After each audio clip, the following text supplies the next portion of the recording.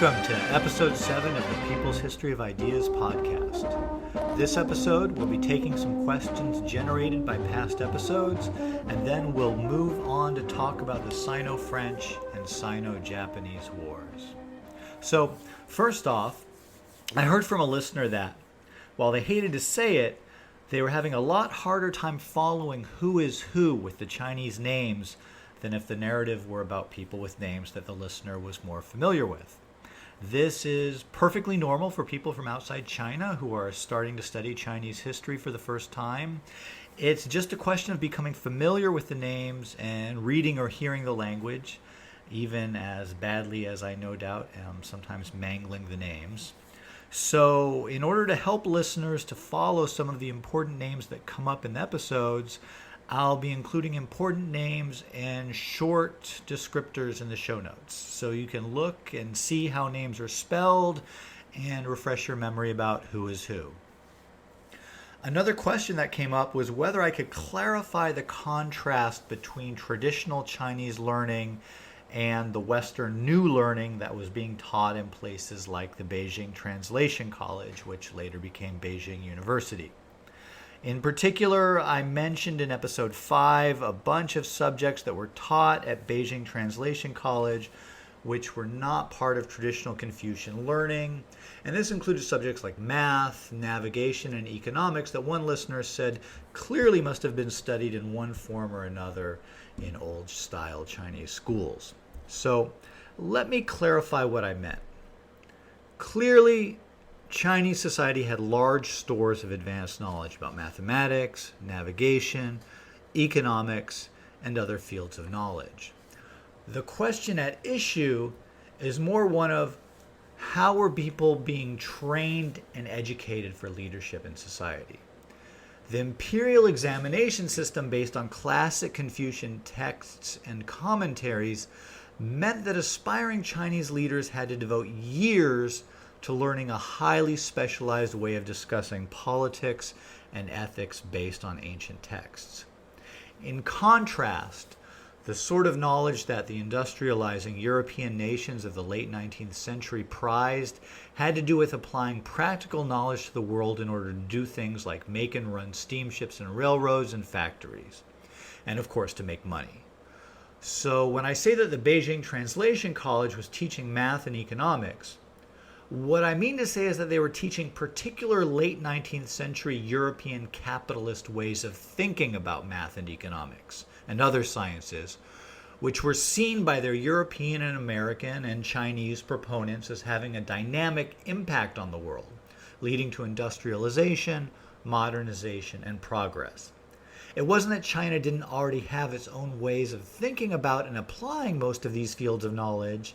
It's that it didn't prioritize broad education in these fields because B, it hadn't prioritized the harnessing of this knowledge in the service of industrializing modernization. So Chinese knowledge in these fields had lagged behind many of the recent advances that had been made in Europe and America. Although this lagging was a relatively new thing historically, China had been usually more advanced than Europe in many fields. And also, the habit of mind did not yet exist broadly in China that all this knowledge must be harnessed for the purpose of industrial progress. Another question I got from episode 5 was, what's up with Jardine Matheson and Company being able to build a railroad across Shanghai in 1876 without getting Chinese government approval? I passed over this kind of quickly, so let me expand a little more. So yes, it sounds implausible that a company could build a railroad in a major city without government approval. So the short answer is that foreigners in Shanghai had so much power on the ground that they could do things like build a railroad without anyone stopping them from doing it. The local viceroy objected, but he actually couldn't stop construction. The Qing buying the railroad and dismantling it was a kind of compromise. Of course, they would have been totally in their rights to seize it and dismantle it, but they were justifiably afraid of antagonizing the foreigners. The British government had told Jardine Matheson and Company, who still dealt in opium, of course, but also traded in other goods, that the British armed forces would not protect the railroad from the Qing since it had been built without permission. But even so, the Qing thought it wiser to buy the railroad rather than just expropriate it. Also, just to clarify the nature of the railroad, I said it went across Shanghai, but that's a bit of an anachronistic thing for me to say. It went from Shanghai to the port of Wusong, about 10 miles. Today, Wusong is part of Shanghai City, but at the time, it was separate. All right, so moving on. Today we're going to talk about the Sino-French War of 1884 to 85 and the Sino-Japanese War of 1894 to 1895.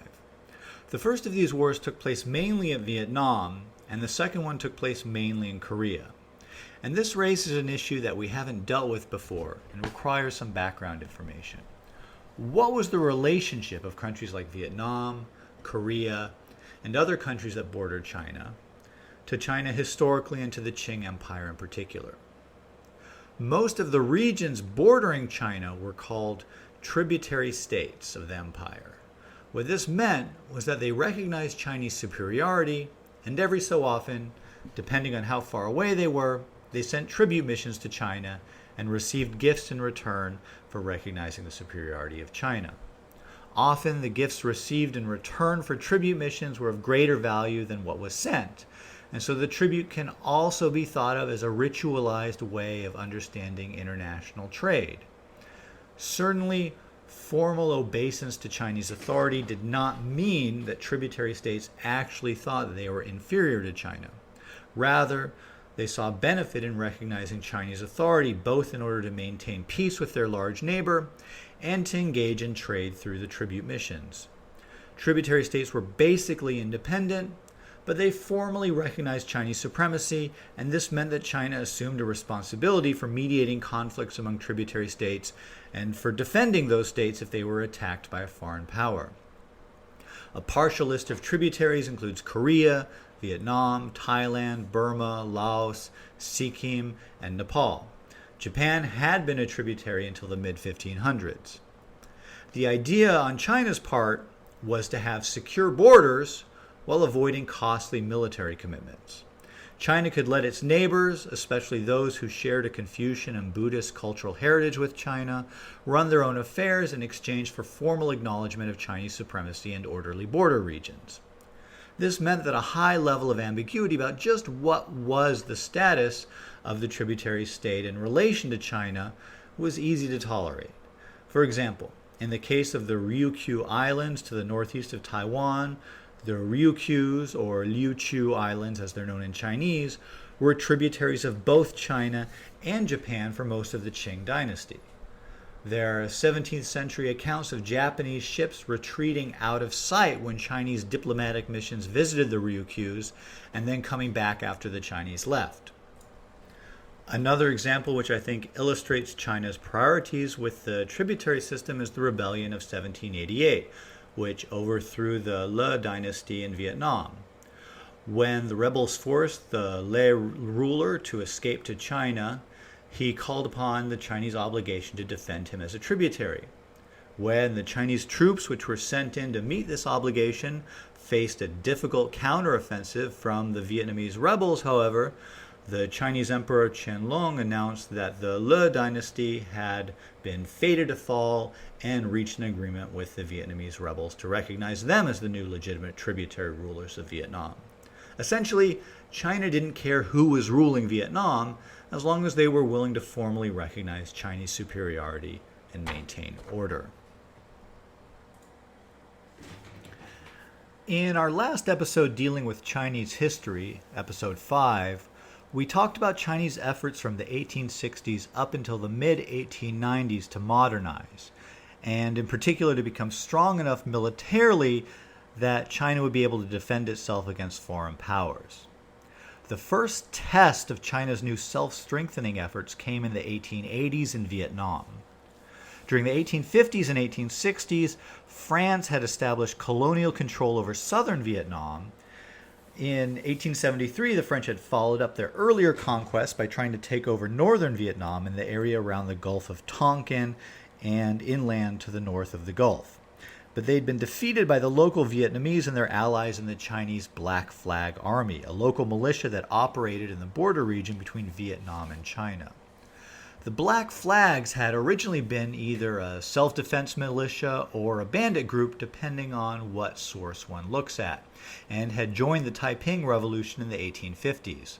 When the Taiping were defeated and the Qing forces were mopping up armed groups in the Guangxi province, the Black Flags retreated into Vietnam, where they struck a deal with the Vietnamese emperor and helped to suppress ethnic rebels in the Vietnamese uplands near China's Yunnan province.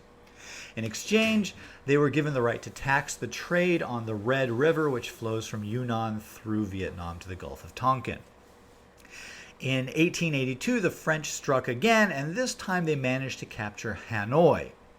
Vietnam appealed to China for help, and Chinese troops were sent in and occupied strategic positions.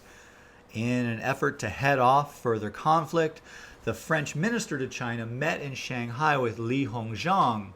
If you'll recall from episode 5, Li was one of the big proponents of Chinese self-strengthening. But here we can see that he either didn't think that Vietnam was worth fighting for, or he didn't think that China was ready to take on France, because he and the French minister came to an agreement to divide Tonkin into Chinese and French spheres of influence. And they did this without consulting the Vietnamese. The French in Vietnam, however, decided to disregard the agreement and decided to keep pushing on toward the Chinese border. Initially, the French faced a major defeat when the Black Flag Army defeated their main force and killed their commander, just as they had back in 1873. But the French got reinforcements, and when pressed, the Qing armed forces, whose commander agreed with Li Hongzhang that it wasn't worthwhile to fight the French in Vietnam, decided to retreat rather than engage the French. In light of everything that China had lost over the past few decades, it simply didn't matter much to the Qing court to hold on to their tributary relationship with what remained of independent Vietnam. In May 1884, Li Hongzhang signed the Treaty of Tianjin with the French, which recognized French control of all of Vietnam. The French decided that Chinese troops in Vietnam had to withdraw immediately, but the treaty in fact set no timetable to withdrawal, and the French move to bring their troops to immediately occupy positions on the border with China raises some question as to whether the French intended to disregard this treaty and continue advancing into China itself, just as they had earlier disregarded the accords signed with Li Hongzhang in Shanghai to divide Tonkin into separate Chinese and Vietnamese spheres of influence. The French military moves were doubly suspicious, as the Tianjin Treaty called for further talks to settle the precise border between Vietnam and China. So, in August, when advancing fresh troops reached Bac Le, where the Chinese forces were still stationed in Vietnam less than 100 kilometers from the Chinese border, a battle was fought and the French were soundly defeated. The French claimed Chinese treachery and the Chinese claimed French aggression, and open warfare broke out on a larger scale between China and France. Li Hongzhang's earlier capitulation to France was wildly unpopular, and there were high-level officials in the Qing court who urged a more forceful attitude toward France. Initial fighting in Vietnam quickly reached a stalemate, but in March 1885, the Chinese forces defeated the French on land in the only decisive land battle in the main theater of the war. At sea, however, things went poorly for China. At the outbreak of renewed hostilities, the French attacked the naval shipyard in Fuzhou and sunk the Chinese flagship in the first minute of battle. After an hour, every Chinese ship was either sunk or on fire, and the dock and arsenal had been destroyed. The French went on to attack other Chinese coastal cities and tried to invade Taiwan, but were repelled and had to settle for blockading Taiwanese ports. Li Hongzhang had held back China's northern fleet from going to fight the French, both saving that fleet from near certain loss, but also strengthening his own power base at the same time. In June 1885, a new Treaty of Tianjin was signed, which essentially restated the treaty of the previous year, recognizing France's control of Vietnam, but also recognizing special French interests in southwestern China. For example, if China wanted to build railroads near the border with Vietnam, it would have to consult with France, and allowing trade with France over the Sino-Vietnamese border. The Black Flag Army disbanded at the end of the war, although former members of the army and many Vietnamese continued to resist French colonialism.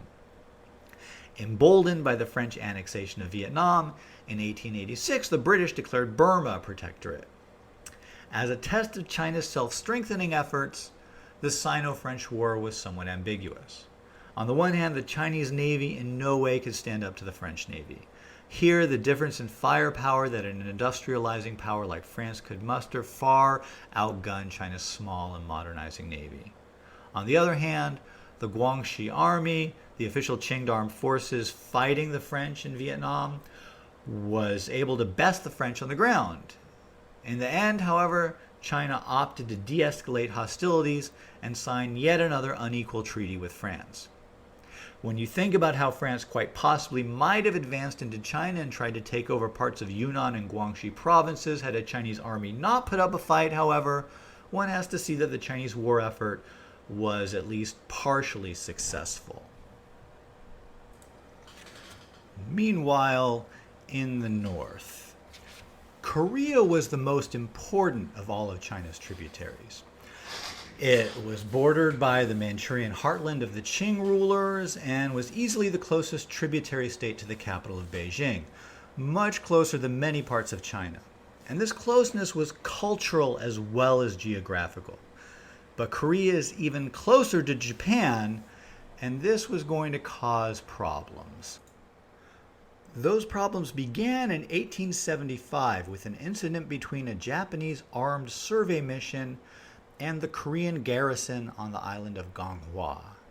But first, in order to understand what happened in 1875, we need to give some context, because the people of Ganghwa had been having a bad few years when it came to non-Chinese foreigners. Ganghwa Island sits just off the western coast of Korea, right in the middle of the peninsula. It's in South Korea today, but it's right on the border with North Korea. Ganghwa's trouble started in 1866 when France occupied the island for 6 weeks as part of a retaliatory campaign against Korea for executing French Catholic missionaries who had been illegally proselytizing in Korea. The French were eventually driven off, but it was a rough 6 weeks for the island. A few years later, in 1871, an American expedition came to Ganghwa. The Americans came with 5 warships, and their goal was to establish diplomatic and trade relations with Korea and to find out what happened to an earlier American attempt to force open Korea a few years earlier. Korea had been keeping itself closed off to trade with foreigners except for China, but if you've got anything from past episodes of this show, you've probably understood that this was a position that the newly industrializing European powers and the United States were unwilling to accept. So, in 1866, a U.S. merchant marine steamship, the General Sherman, arrived on the Korean coast, determined to open Korea up to foreign trade. Local officials gave them some food and provisions, but refused to trade with them. Not willing to take no for an answer, the General Sherman forced its way up the Taedong River to Pyongyang, trying to force Koreans to trade while also surveying the river for future trading missions.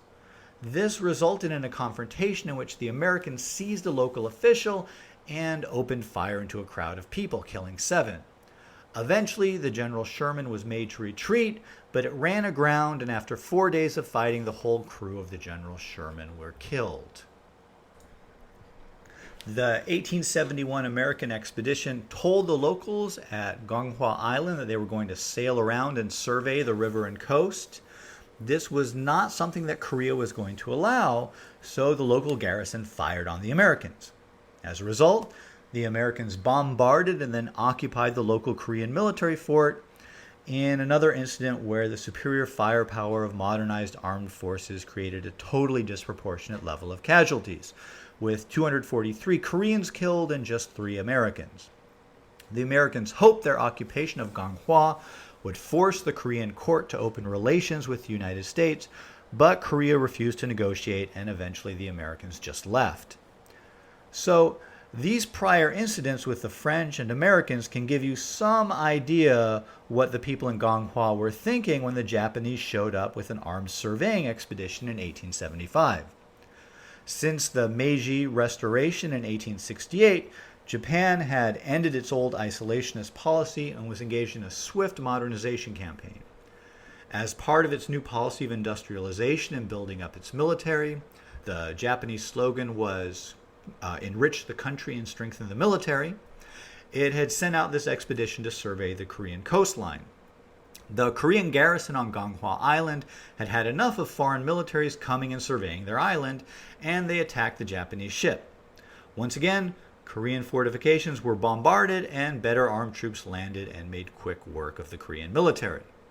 This time, however, things seemed like they might be different. The opponent was an Asian nation, not France or the United States.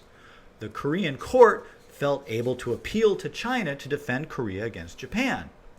The Zhongli Yamen, which you will remember from episode 5 was the new body in charge of Chinese foreign affairs, the Zhongli Yamen, fearing getting involved, now disavowed any responsibility for Korea and declared that Korea was an independent country. Cut loose by China all of a sudden, Korea had no choice but to sign a treaty with Japan, allowing Japan to trade with Korea and giving Japanese citizens in Korea the right of extraterritoriality, which meant that Korean laws did not apply to Japanese citizens in Korea. For the other foreign powers competing to open up Korea, this looked like a disaster, with Korea about to fall into Japanese hands. As a result, the British pressured China to reassert her claim of dominion over Korea and to set up a Chinese resident diplomat in Seoul, who then pressured Korea to open up to all the foreign powers, not just Japan. Prior to this, Korea had been very strict about following a policy of not interacting with foreign powers, having summed up that China had suffered greatly from the recent attentions of the Europeans. But now that Korea had been forced to open up, different factions emerged within the ruling elite. The pro-Chinese faction was dominant, but a pro-Japanese faction emerged, which saw the fast pace of modernization happening in Japan and wanted to see Korea pursue modernizing reforms more rapidly. Taking advantage of China's war with France in 1884, the pro-Japanese faction attempted to coup d'etat. However, there were still 1,500 Chinese troops garrisoned in Seoul, as opposed to just 140 Japanese troops assigned to defend the Japanese legation. So the balance of forces did not favor the pro-Japanese conspirators, and the coup was put down. Despite the loss of the pro-Japanese faction on the ground, Japan was able to take advantage of the situation to press China to agree that both Japan and China would withdraw their troops from Korea, which implied a kind of joint hegemony in Korea shared by China and Japan. With this breakdown in order, other powers jumped in as well. The Russians seized Port Lazarov in northeast Korea, today the North Korean city of Wonsan, and the British occupied what they called Port Hamilton, which is actually a set of small islands just south of the Korean peninsula, which are called Jeomundo and are part of South Korea today. Japan's withdrawal from Korea was a diplomatic feint, however, while it strengthened its forces and waited for a more propitious moment to strike in Korea. That moment came in 1894 when a major peasant rebellion broke out called the Donghak Rebellion, because most of the rebels were followers of the Donghak religion, a new religion that had been founded during the 1860s and blended a number of different belief systems with a strong egalitarian ethos. The Korean army fared poorly against the rebels, and the Korean Emperor Gojong asked China for help against the rebels. China sent several thousand troops to Korea, but according to the agreement that China and Japan had reached after the events of a decade earlier, China was supposed to let Japan know in advance if it was sending troops to Korea, which it didn't. Japan declared China in violation of their agreement and sent its own troops to Korea, seized the palace, and installed their own pro-Japanese king on the throne, who promptly asked the Japanese to expel the Chinese army. Japanese troops outnumbered the Chinese and easily defeated them in a series of battles. When China contracted a British ship to transport more Chinese troops and supplies to Korea, Japan sunk the ship, allowing most of the Chinese crew and troops to go down with the ship and rescuing the Europeans. The northern Chinese Navy, which Li Hongzhang had preserved from fighting the French precisely because of the Japanese threat, was beaten badly in a naval battle at the mouth of the Yalu River, After retreating to Weihaiwei, a naval base on the Shandong Peninsula, the Chinese admiral thought that his fleet was safe under cover of the guns of the base's defensive forts and behind a field of mines laid across the harbor. However, Japanese troops landed on the other side of the peninsula and marched across to seize the forts, and then turned the Chinese Navy's shore guns on the Chinese fleet. Just as the French had done in Fuzhou, the northern Chinese fleet was sunk in its own harbor by the Japanese. After defeating China and Korea, Japan marched its troops across the Yalu River, the border between Korea and China, and also landed troops to occupy the city of Lushun at the end of the Liaodong Peninsula. To end the war, China had to sign the humiliating Treaty of Shimonoseki in 1895. In this treaty, China gave Taiwan to Japan and had to pay a massive indemnity of 230 million taels of silver, which comes out as roughly 7.2 million kilograms of silver, which would be worth over $4 billion today. It also recognized Korea's complete independence, which in reality meant that Korea was now a protectorate of Japan. If China's loss of Vietnam to France was an ambiguous verdict on the self-strengthening efforts of the Qing Empire, the loss to Japan in Treaty of Shimonoseki represented an unambiguous failure. China's neighbor and former tributary, Japan, had quickly modernized to the point that it was able to crush China militarily. This highlighted China's shortcomings more than a loss to any European power could, and the effects on the psyche of Chinese reformers was profound. The after effects of the war with Japan were very important for the whole world. A decade later, Japan would formally make Korea a protectorate after beating Russia in a war, and then soon afterwards would formally annex Korea. Japan beating Russia in 1904 would lead directly to the 1905 revolution in Russia, which Lenin described as a dress rehearsal for the 1917 Russian Revolution. And in China, Japanese expansion would lead to an invasion of China, and the fight against Japan would become one of the main struggles of the Chinese Communist Party on its way to power.